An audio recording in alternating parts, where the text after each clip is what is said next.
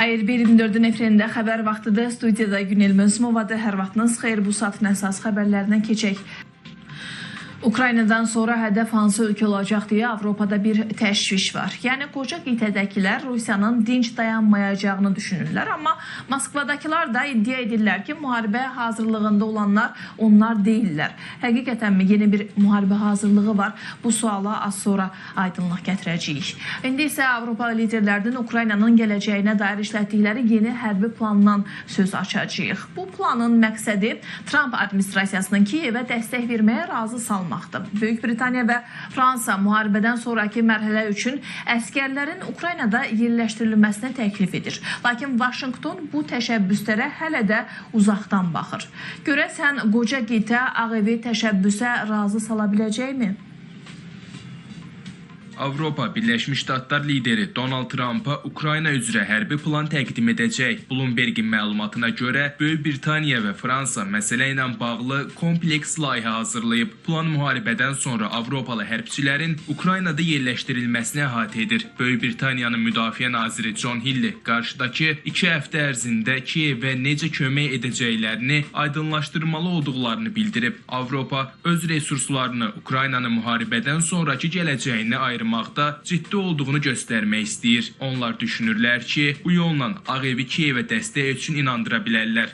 Ekspertlərin fikrincə, Trump administrasiyası Ukraynanın təhlükəsizliyi məsələsində topu Avropaya atıb. Bu səbəbdən Vaşinqton qoca qitənin çizdiyi planlardan kənarda qalmağı davam etdirə bilər.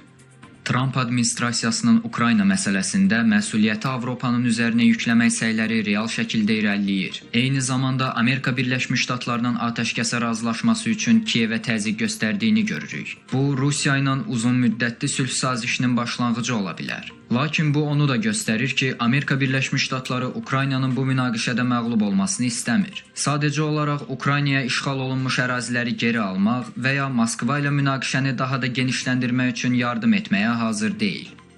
Ukraynaya hərbi qüvvələrin yerləşdirilməsi ilə bağlı təkliflərə Trump müqavimət göstərib. Birləşmiş Ştatlar İstəklər Koalisiyasının iclaslarında da iştirak etməyib. Ölkənin müdafiə naziri Pete Hegseth Avropanın Kiyevə artan dəstəyini alqışlasa da Ağ Evin mövqeyinin dəyişmədiyini bildirib. Lakin yenə də bəzi rəsmilər Trump'ı razı salmağın mümkün olduğunu düşünür. Buna səbəb atəşkəs istiqamətində irəliləyişin olmamasıdır. Moskva Vaşinqtonun atəşkəs təklifini gecikdirir. Bu da Trump'ın Vladimir Putinə yanaşmasını sərtləşdirə biləcəyi ehtimalını yaradır. Kremldən konkret cavabın verilməməsi Rusiyanın döyüşləri dayandırmaq istəyi ilə bağlı şübhələri də artırır. Analitiklərin sözlərinə görə Birləşmiş Ştatlarla Rusiyanın birgə planları nəzərə alındıqda Trump'ın təkliflərlə razılaşacağı çətin görünür. Trump ve Putin'in önümüzdeki çeyrek yüzyıl içerisinde Arktik bölgedeki paylaşımlarda Rusya-Amerikan birlikte hareket etmeleri ve başta doğal gaz olmak üzere enerji politiğinin birlikte yönetilmesi konusundaki görüşlerinde de birlikte hareket edecek olmaları Avrupa'yı rahatsız etmektedir ki Avrupa'nın görüş ve önerilerinin önümüzdeki süreçte kuvvetle muhtemeldir ki kabul edilmeyeceği yönde bir kanat oluşmaktadır. Böyük Britaniya və Fransa planı Trump'a təqdim etməzdən əvvəl daha da inkişaf etdirməyin yollarını araşdıracaqlar. Çünki ölkələr arasında qüvvələrin necə fəaliyyət göstərəcəyi barədə fikir ayrılıqları hələ də qalmaqdadır.